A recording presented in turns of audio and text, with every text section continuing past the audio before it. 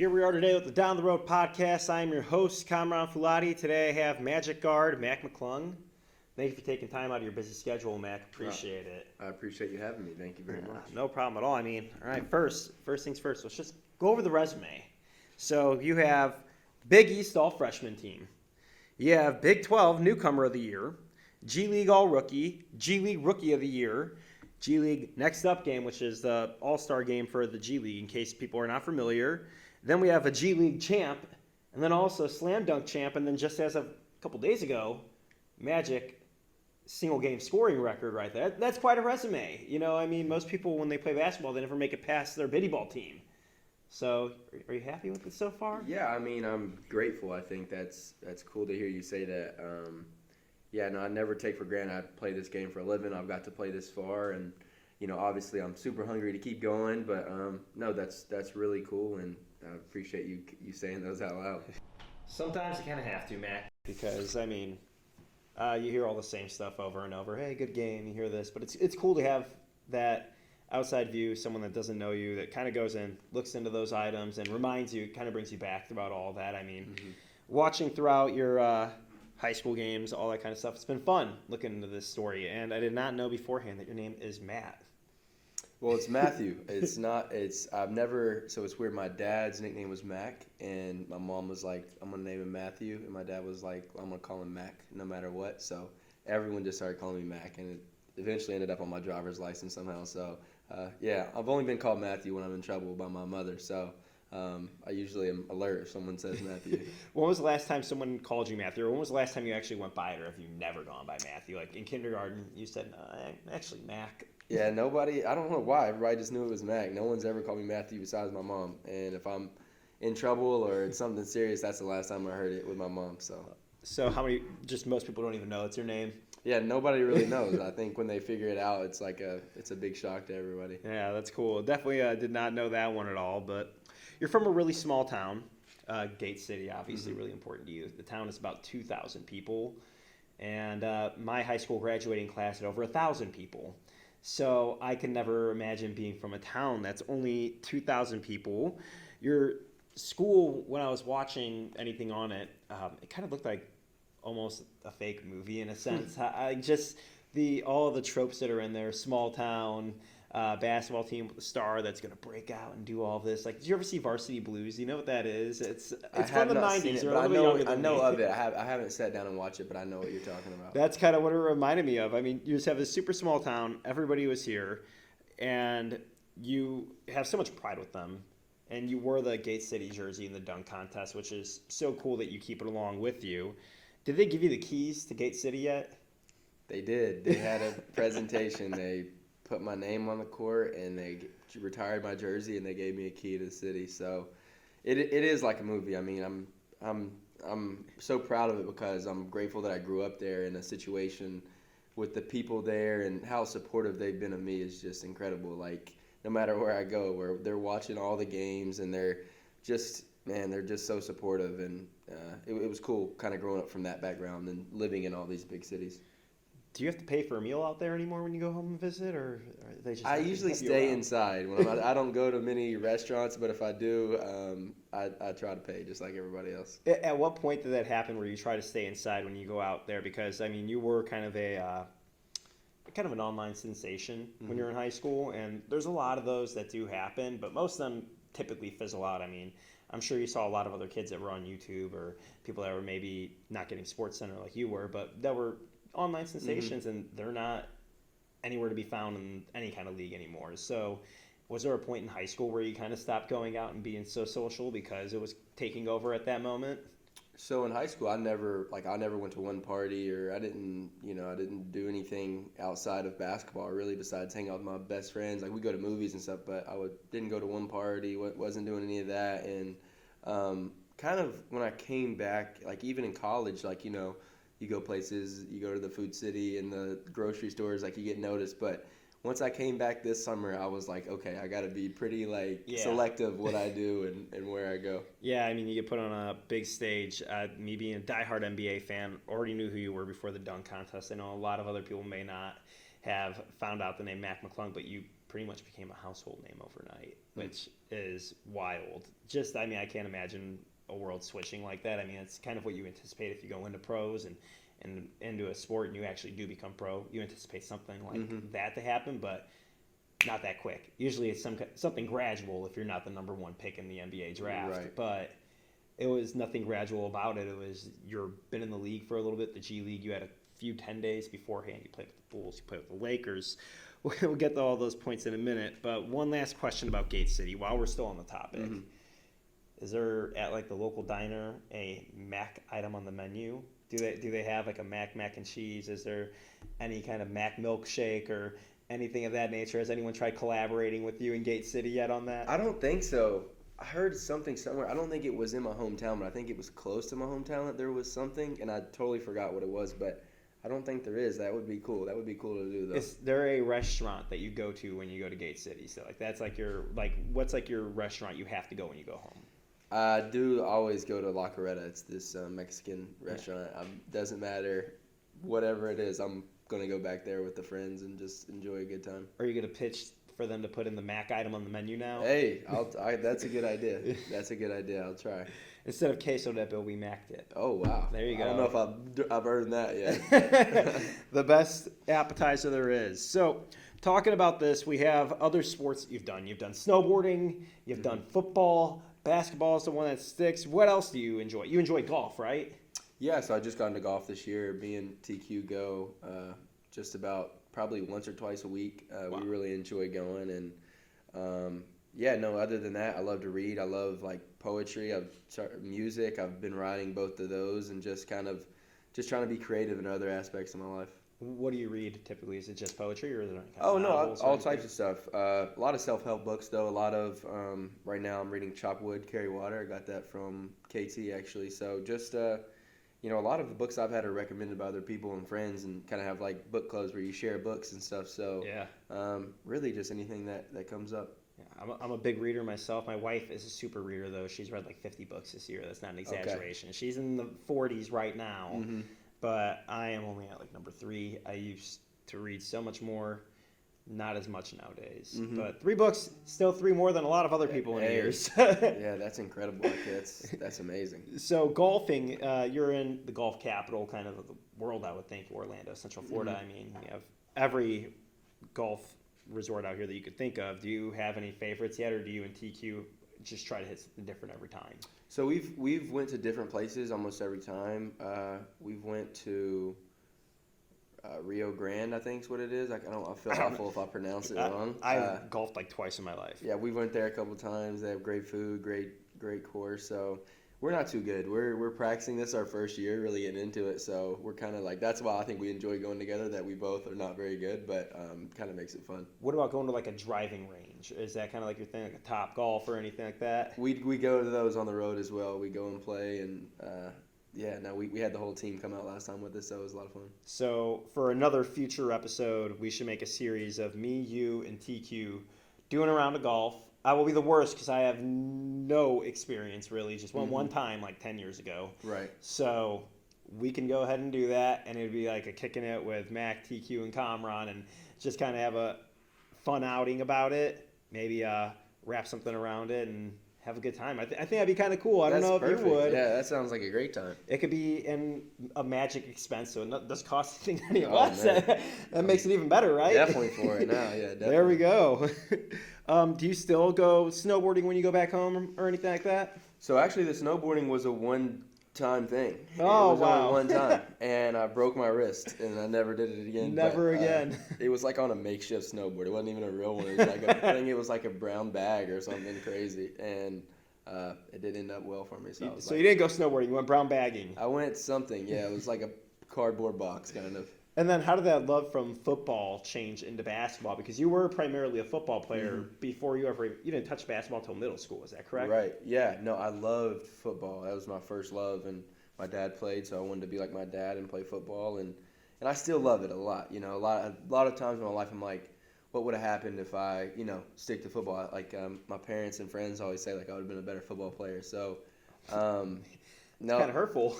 No, I mean, it was something I put a lot of time into, like I do basketball now. That's how it was with football, like with route running and stuff. So I I still love it. But when I was in about 8th grade, the high school coach talked to my mom right in front of me. He's like, "Man, I could be good at basketball." And when you're in 7th, 8th grade, coach says it, you're like, "Oh man!" I tell all my friends like, "Hey, he said I'd be pretty good." Like I should, I started playing and I just fell in love. It was such that small town, that community was so good that I was like, man, like I want to be a part of this really bad. And it really wasn't about like when I first started playing, it wasn't about the NBA. It was like, oh, I want to win a state championship for this coach right here. Yeah.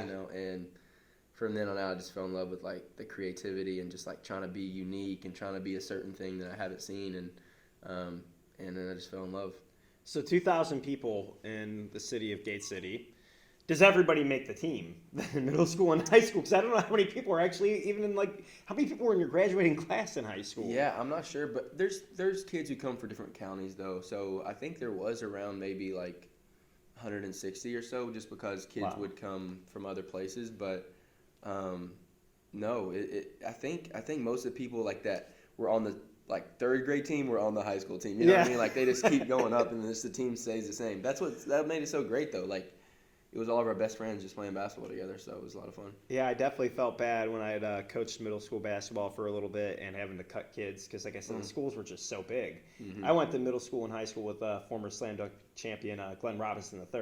Okay. So he was a grade below me, and even though our schools were much bigger, still cross paths and stuff like that. So not quite only 160 kids, but yeah. Yeah, no, that's cool. That's super cool. All right. Family's extremely athletic. Your dad played football, as you mentioned. Your mom was a cheerleader. Your sister played soccer at Florida State. And then your uncle Seth was also an MLB pitcher that played with the Tampa Devil Rays. So is this everybody in your family is just uberly athletic? You guys all kind of jocks, no matter what, by nature? Very competitive family. I think my dad's sister actually played in the Canadian Olympics on the hockey team, so she probably had us all beat. But just that's I think what kind of made me competitive, and growing up around like certain principles and seeing how my sister worked out and how my dad, like how disciplined he was with his life, and it was just like, oh man, like this is kind of the precedent. Was it ever did you have a relationship with your uncle who was also a professional athlete? Yeah, we didn't live. He lived in Florida, actually. He lives in Tampa, so that was a lot far from us. Yeah. But see him at all the family gatherings, and would go visit him, watch him play, and he was incredible. He was like kind of like a 12-year-old sensation, around the area, just being so like advanced at his age, and it was cool to see someone make it from the family. I imagine just having that entire family around you where they've all competed at a high level. Your mom was a collegiate cheerleader, your sister collegiate athlete, your father collegiate athlete. Even though they may not have been professionals, there still is a very high level of professionalism when you're doing anything at that high of a level. So was there a lot of advice that they gave you that was very useful for you as you were transitioning to becoming a professional?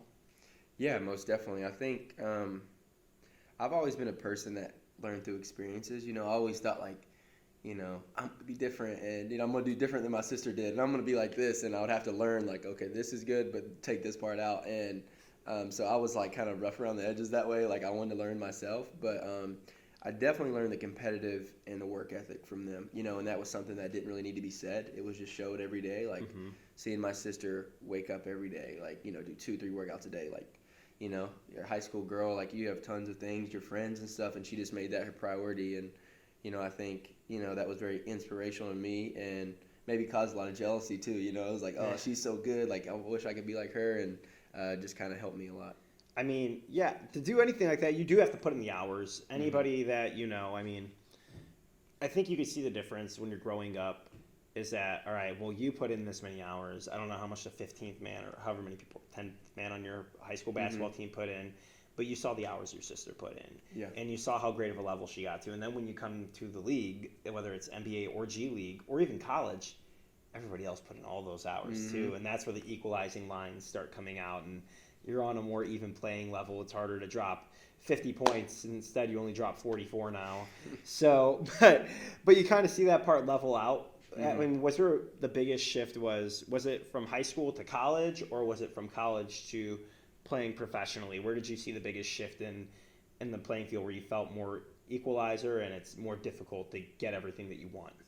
I think my journey was probably harder from high school to college because I was playing in such a small area, and I wasn't playing against the best players, and I didn't really know basketball at all when I went to college, and I was a guy who just kind of score first, and that's all I really was about, and I had to adjust. And when I came to the pros, like I was older, I felt more mature, and I'm the type, if I'm around information, like I'll like try to get it from everybody, and just soak it all in from as much as I can to learn as fast as I can. And I felt like when I took out the pro, I was like, oh, I have all these things I can learn from, and I just like soaked it up quicker than I think I did in college, where college there's 25 different things going on. You go to class, you go here, you do this, and so I would say definitely, surprisingly, the pros were kind of an easier transition for me. Yeah. So you learned after high school that you aren't the system, that you have to play in the system? Yeah, I never was, I don't think I ever came in anything thinking I was the main thing, but yeah, no, it was definitely an adjustment. Had to actually learn the game. You couldn't just rely on the natural, gifted, talented part where you can get anything you want because you're playing against high school players and they may not have the work ethic or the talent that you did. And then, like you said, once you get there, right, evened out, and then you have to actually learn. Wait, this is what the play is. This is what the defense is. Because once again, like I said, when I coached, I could tell the kids what the defense is all day, and that never happens. Never happens. Come game time, they don't know how to do it anymore. Right. And I mean, that's just how it is. Everything's out the window when you step foot on the court. You can practice for anything, and you have to learn from what you do in the game. So, family, went over that. Now we talk about spreading like wildfire across the G League. Year one, you come in, you get Rookie of the Year. What was that experience like, knowing that when you took it to the professional level, like, wow, I'm here, and I'm here to say I can compete with these guys? Because there's a lot of players that do go to the professional level, and when they get there, they realize that maybe they can't keep up or sustain that career for quite some time. Yeah, I think my confidence was always there when I came to the NBA level, just because I knew, like, even if I wasn't there, I was going to work harder than anyone and to be there. I was going to spend more time on figuring it out than anyone else was, and I kind of adjusted in that first year. I was lucky to be put in a great situation to grow as a point guard, and it was a lot of fun. Miles Simon was such a good coach. Coach Eam kind of took me under his shoulder, so I felt a lot of growth that year. I feel like that was my biggest year of growth, and no, it was crazy to win that with all the two ways and everything, and I eventually ended up on a two-way that year. But that was a very proud moment for myself, for sure. Your Lakers year, right? Yes. So how many players do you hear say that oh, well, I know I'm going to outwork anyone else when I go to the NBA? And I'm sure, because I hear everybody say that. Every interview I've ever done, they all tell me that. Yeah.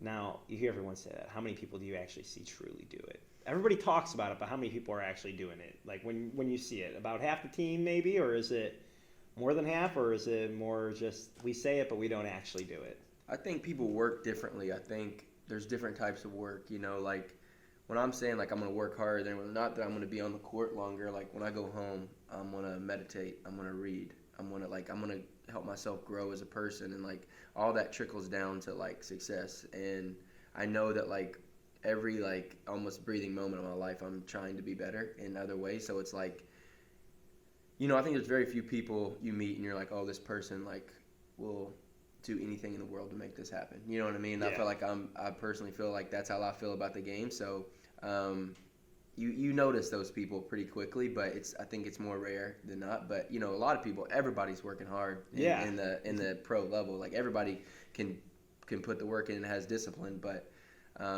discipline off the court, what you eat. Are you working hard on what you eat? Are you working hard on what you intertwine with, what conversations you intertwine with, what relative that's going to call you and put bad energy into you saying, oh, you need the ball more? Like, no, I don't. Like, like it's everything.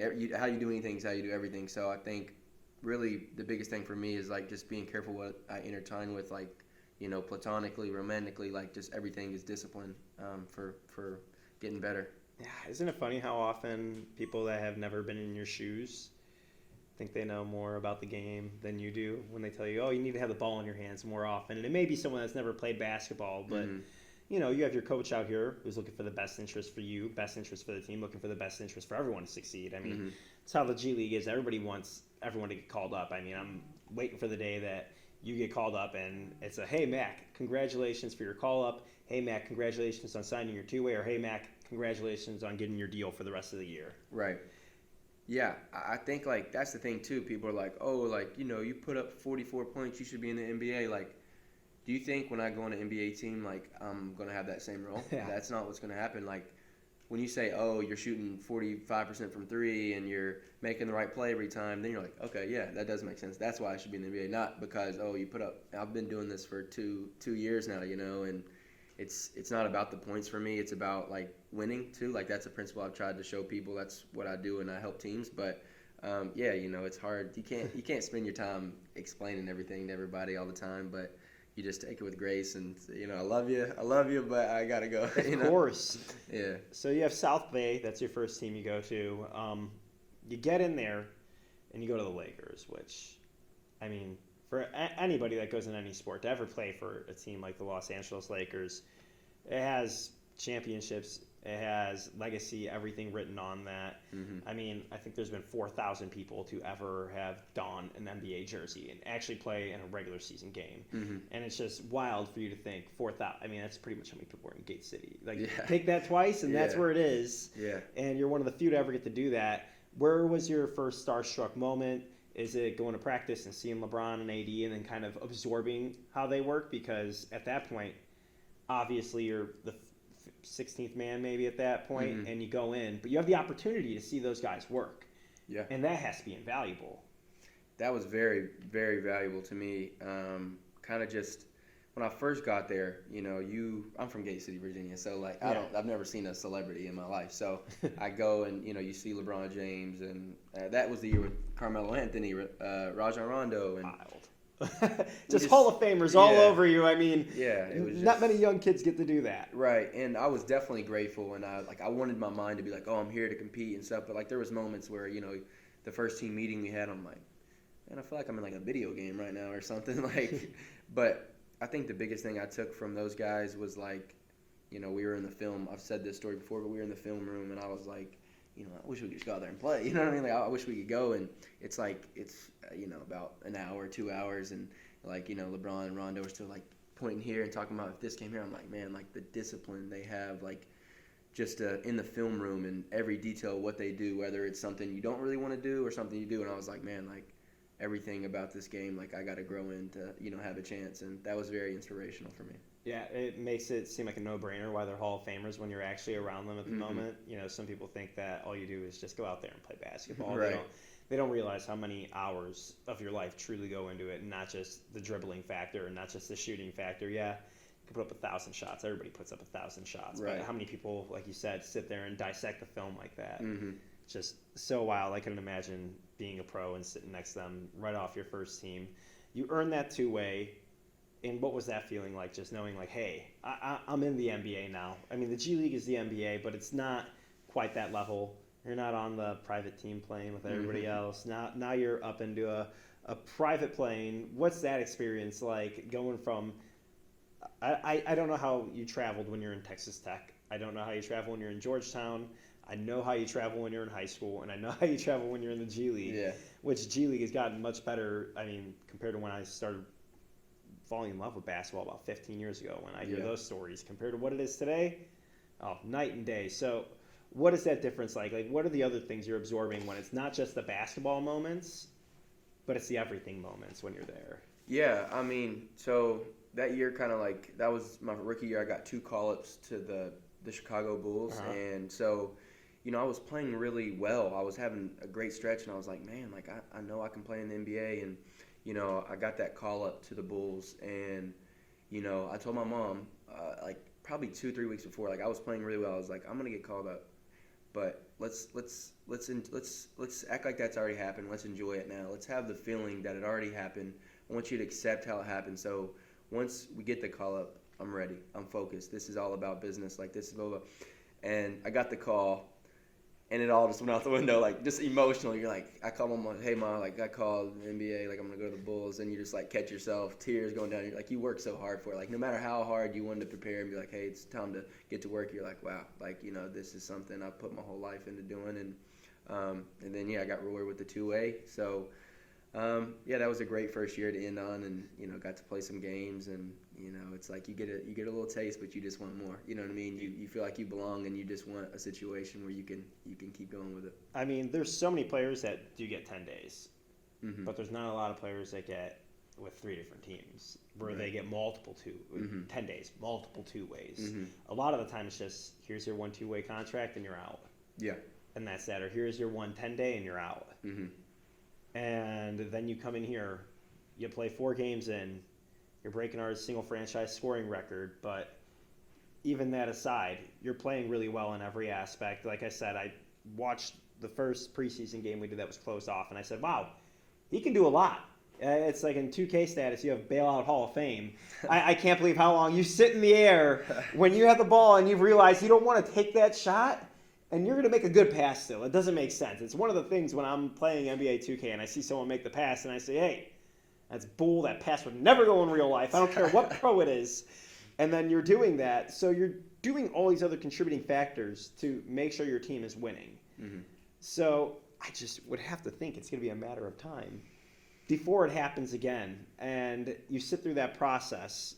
And how do you mentally prepare and hope that this is what I want out of this season? Do you have like a big overarching plan for the season as you're coming in? I do. I mean, my goal is always to play in the NBA, but it's also really important for me to be present. Like, off this book, it's like if one eye's on the finish line or on the NBA, like, then only one eye's on this present moment. So I try to keep 2 eyes right here, and it's just so important to me. Like, Osceola is so important to me to grow as a player each day, but also being prepared. Like, hey, if I go to this team or this gets called up, like, this is how I'm going to play. Like, that's how I play every night. I try to make the right play. I'm not trying to play hero ball. I'm not trying to do that. So it's like when I go to a situation, I want them to know, like, hey, you're getting someone you can trust. And I believe I'm that person. I know I'm that person. So it's like I think a lot of it's opportunity and be in the right situation, where things got to happen, where it helps you fall into place. But I know in God's timing, I think it will. Yeah. So last year you spent some time with Delaware, and their assistant GM is beloved Magic Hall of Famer. Not yet. We have a Magic Hall of Fame. I don't know if you know about it or not. Mm-hmm. He will be in there one day. Yeah. I don't know which year it will be, but we know he will. He spent 10 seasons with us. And that's Jameer Nelson, another short point guard that came from a smaller school in reality with St. Joe's, and phenomenal NBA career. I mean, that's a guy that you would want to learn everything from.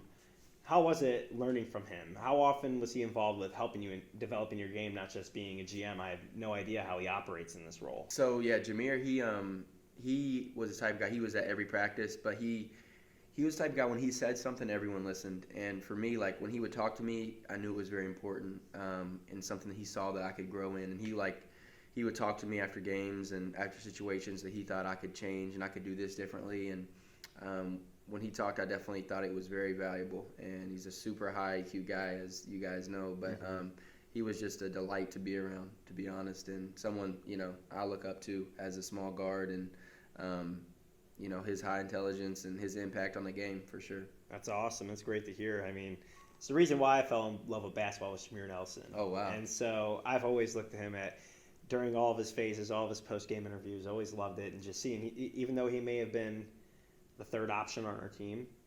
I mean, it was a phenomenal team that we had at the time frame, but being third option on it, everybody always said he was the captain of the team still, even though Dwight Howard was putting on this Hall of Fame career during the time frame. Rashard Lewis is all-star, Hito Turk Lewis here, but that guy was still the captain of the team. And it doesn't always show that you have to be whoever's putting up the best stats to be the actual leader. And then you always hear that Stan Van Gundy saying that Jameer is ready to be a head coach right now if he wanted to. And so I can imagine for someone like you to have that, and hearing you speak that high of him, it just makes me happy inside to know that. So when they tell you with Philly that you're going to be converted to a two-way, how exciting was that, and how does the dunk contest even get presented to you? Yeah, so it was funny. The dunk contest was my guy Chuck. He works with the dunk contest and helps the trainers or the dunkers. He trains the dunkers. So he called me at the beginning of the season, like, hey, you might be in the dunk contest this year. And I'm like, oh, okay, like what? Like I'm not in the NBA. Like, what are you talking about? And he he like called me back like weeks later. He's like, they're not going to do it. I'm like, okay, yeah, I don't think that made sense anyway. Yeah. And then like maybe a month before All-Star break, he's like, hey, you're going to be in the dunk contest. I was like, what is going on? Like, this is crazy. And I called my parents like, hey, they want me in the dunk contest. And I was like, I better start practicing. So I really locked in on like just trying to figure out new dunks and, calling my friends every day, trying new dunks every day and, staying after practice, just like working on my athleticism. So it was stressful, but probably one of the most fun things I've ever prepared for. I was gonna say, so when you come up with your dunks, what avenues are you going on? Are you going on YouTube and trying to see other cool dunks and then seeing how can I take this and make my own variation of it? How are you practicing it to make sure no one's gonna tell anyone what you want to do with it? Is it a secretive, enclosed practice when you're doing it, or is it just something you're doing after normal practice and you're just going up with one of your teammates? Yeah, no, it was definitely the funniest part was like you said, yeah, I was on YouTube looking at like, dunks that haven't been done before, and then I would go do the dunks and I'd be like, well, what if I tried this and just tried to like think my own way. But yeah, it was funny. I would send it to all my best friends. I have like 4 best friends, and one of them would be like, oh, I love it. That's great. And one would be like, I don't know if that's good enough. So I'm like, I don't know. Like by the time we got to the end, it was like everybody was 50-50 on each dunk. So I'm glad it worked out. Honestly, it was a relief. It's really tough to go out there and invent dunks. I mean, I'll tell you my favorite dunks on a dunk contest. You tell me any of your former dunk contests that you've watched, which ones have been like your favorite? I mean, I think the Zach LaVine, Aaron Gordon is the best one by far. How do you feel about that turnout? To be honest.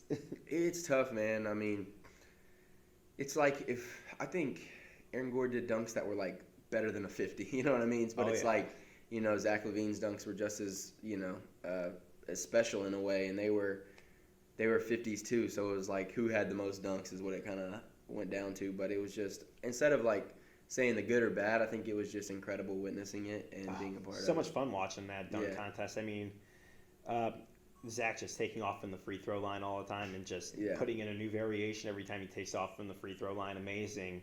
And then Aaron just pulling off some dunks that we've never seen before. Incredible. I don't know if we'll see again. I mean, to me, that was just as cool as when Vince Carter does the honey dip, puts his arm in the rim, and one of the most memorable dunk contests. Have you ever tried seeing a dunk in a dunk contest and saying, hey, I want to try this one? Have you tried emulating any? Like even before you ever did a dunk contest and you're just in high school and you're messing around, or was it more so just I'm just doing what comes natural? I think I have.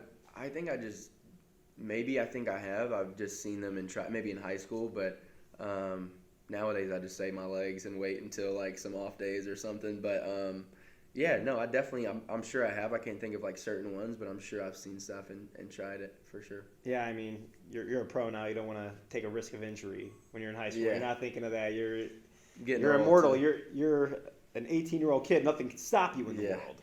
So it's much different than when your career kind of lands on it. You don't want to throw up a dunk and then anything happens just because you're messing around outside of practice. So the team, I see a lot of cool shoes. I like your shoes a lot, man. Okay. Who do you think has the best shoe game on the team? I mean, I gotta say it's Puma and me. I definitely am not going to shout out any other brands. So shout out to Puma. They have been incredible to my family, and I get shoe deals happen and stuff, and I'm grateful it happened to me. But just who they are as people, just everybody I've met in that business has been incredible, and I appreciate them for sure. That's so awesome. So we're going to wrap up with a few more things here before I let you go. Have your own free time. Do whatever you got to do, Mac. But and just because it's so exciting, like I said, it's only 4 games in. You've already broken our single franchise record, which is wild. I mean, your fourth quarter, I don't remember if you had 18 or 14. Do you remember? Was it 18 or 14? I don't remember. It was one of the two. It was a blur. That whole fourth quarter was a blur. We were down 26 in the third quarter. What happens? What changes that makes it to be you're going to fire off for, gosh, and I'm so upset that I don't remember the number. I think it's 18 fourth quarter points. I'm very confident it's 18 fourth quarter points, which is insane. It was everything you're shooting is just going in. I mean, you went 3 in a row, I think, of just hitting these deep threes. Do you have any memory of the game at all, or is it all just a blur still? Or have you gone back? Have you watched film on it to see yet? Yeah, I've watched some film, not really about like the fourth quarter comeback, but the stuff prior that was while we were down 26. Yeah, That's the stuff that Coach Murphy's going over. He doesn't care that you came back in the fourth quarter. He wants to know why you let that happen in the first place. Yeah, exactly. But I think it was a switch flipped right soon as we got in that fourth quarter. Like, hey man, like this is who we're gonna be this whole season. Like, are we gonna fight or what? And man, we got some dogs on the team, and it was everybody was making shots, everybody was making key plays on defense, and man, like I don't know if I've been a part of a game that was like that crazy, probably of coming back from down 26, but it was a lot of fun. Yeah, it was super wild. A ton of fun to watch from our end. I mean, we're all standing there jumping up and cheering as if we're the guys in the game, going over that. And then the best part was when I called you afterwards. You're like, is this the Osceola record? Does this include Lakeland too? Yeah. Which, how silly would that be? Yeah, you broke the record that you set the day before. How does it feel to break this brand new record over again? And we'll call you again next week. That's funny. Yeah, it was really silly to hear that part, but I get it. You wanted to confirm and say, is this actually something special, or is it just the franchise has been around for 4 games? And the last one was by Andrew Rousey. You said you kind of know him a little bit? A little bit. I used to watch him when he was in the Big East. I played in the Big East, and he was a great player. And yeah, no, that's funny that he did that. And I think it'll be broken this year by somebody else too on our team. I think a lot of guys are capable, and I think it might be broken a couple of times by Brandon or TQ or DJ. Who knows what's going to happen? Yeah, that's really nice of you to say that. It's a very humble person right there to be that nice to say, you know what, yeah, it's cool and all. This record's only stood for 3 years, and but I mean, next week it's gone. I mean, you'll see. I'm telling you, man, they got some scores on this team. Oh, so, I've seen it already. I mean, gosh, Brandon Williams has been going off, absolutely off. Yeah. But I mean, and it's the cool part about it is that we have such a cool collective effort here. People are really playing into their roles, and it's not just a collective effort, it's a super efficient effort. I mean, I have to input all these stats every night and see where everybody's shooting, and it is lights out as a unit. Could it be any better? And I know it's only 4 games in, Mac, but how is it feeling being out in Central Florida? How was training camp with Orlando? Just the entire process of being here, taking that all in. Yeah, it's great, man. I think it just... When I was in Orlando, everybody was great. I told everyone from top to bottom, it was just good people, really, is what I noticed. And, everyone's so, like, everyone, like, cares how you're doing. Everyone is so personal, and that was, like, the biggest surprise to me. It's a business, so it's, like, it was weird for everyone to be so personal, even, like, the GMs and stuff, to, like, be, like, asking how your day was and stuff. I was like, what's going on? But doesn't happen in other franchises. I mean, always. I'm not saying that, but I'm saying it's just they're super, personal here, and it's been great, man. I'm excited. I know it's 4 games in, but we got high expectations, and hopefully we'll make the most of it. And I can agree to what you're saying. I've heard from a million people before I worked here how awesome this franchise is, but I feel like people just say that all the time because it's kind of the thing you do. You want to represent it well, but it truly is an awesome franchise. Like you said, everyone makes you feel so welcome. It doesn't matter if it's Kevin, who's our GM, or Jeff Weltman, GM of Orlando. Right. Always ask how your day's going. They feel like they do their homework on you, and they already know who you are. Yeah. Even for someone like me, it's different. I'm not a player. You're a player, so they obviously have done their homework. But couldn't be happier being here. Couldn't be happier being here with you, Mac. Thank you for spending your time with us today. You guys got a road trip coming up, and a couple back-to-backs happening. But strong faith these will be some good games over here, and we're going to bring it back on the 30th in Osceola to take on the hustle again. Let's do it. Thank you for having me, man. Thank you for your time, man. Yes, sir.